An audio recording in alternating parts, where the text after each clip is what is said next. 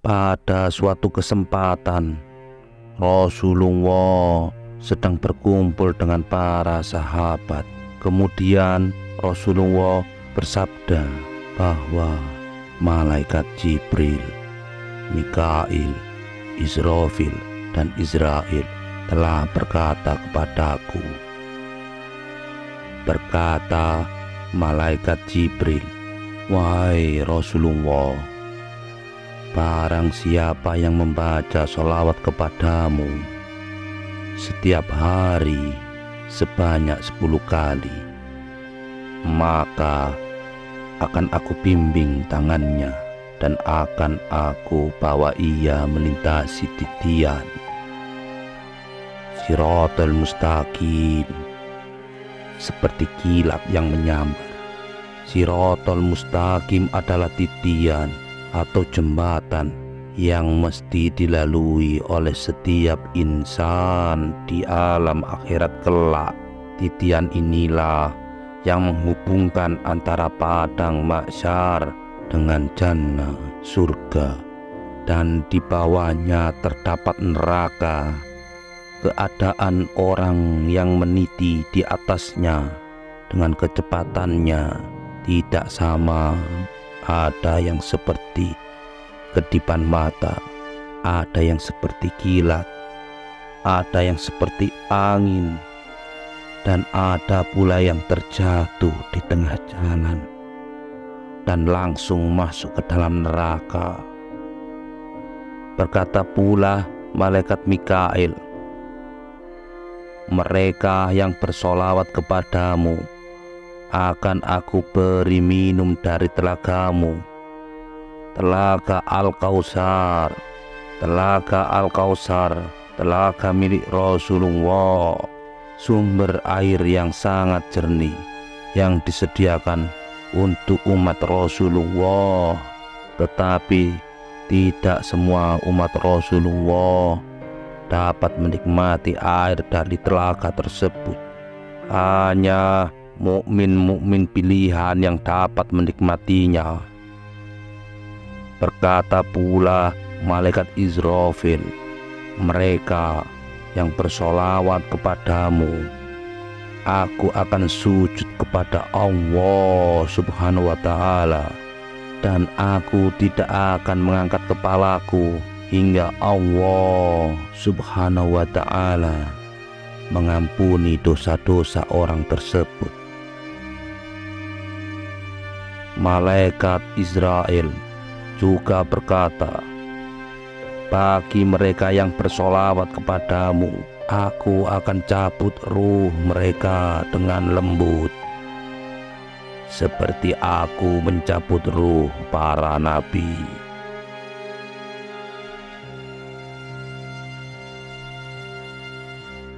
Diceritakan bahwa tatkala Nabi Adam alaihissalam menyesali perbuatannya yang telah terbujuk rayuan iblis, Nabi Adam segera bertobat kepada Allah Subhanahu wa ta'ala.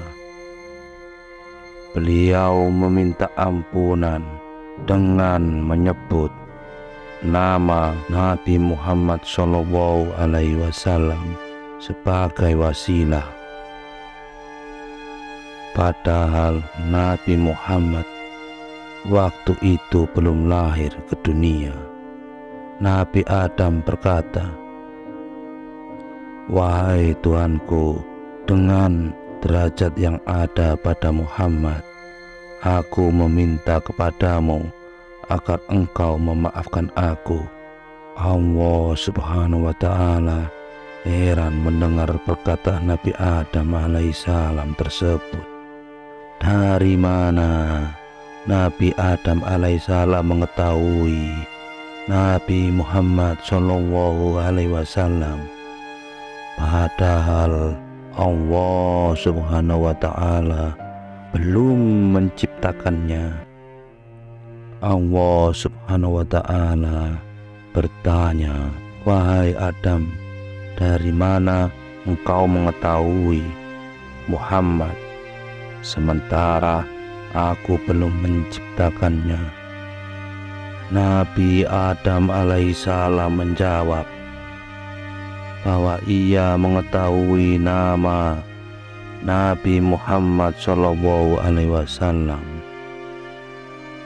tatkala Allah Subhanahu wa Ta'ala baru saja menciptakan Nabi Adam dan meniupkan ruh ke dalamnya.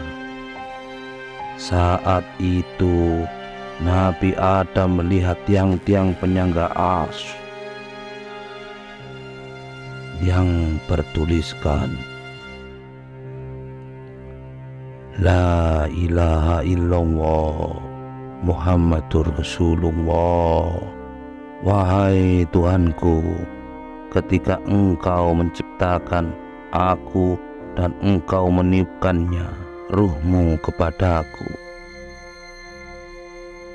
aku mengangkat kepalaku dan aku melihat pada tiang-tiang penyangga arsy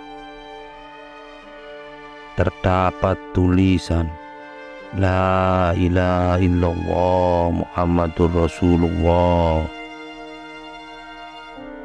Dari sana aku faham bahwa Engkau tak mungkin menyandingkan namamu dengan sesuatu yang lain, kecuali sesuatu itu merupakan makhluk yang paling dicintai di sisimu.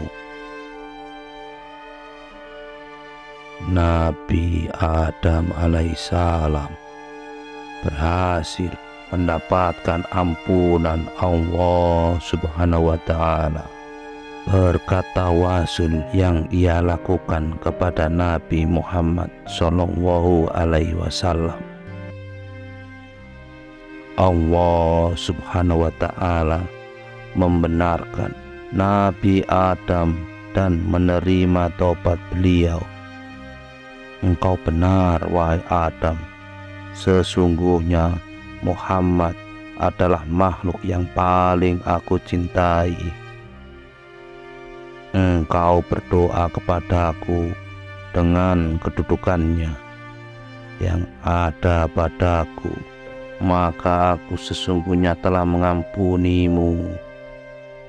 Seandainya tidak ada Muhammad, niscaya aku tidak akan menciptakanmu.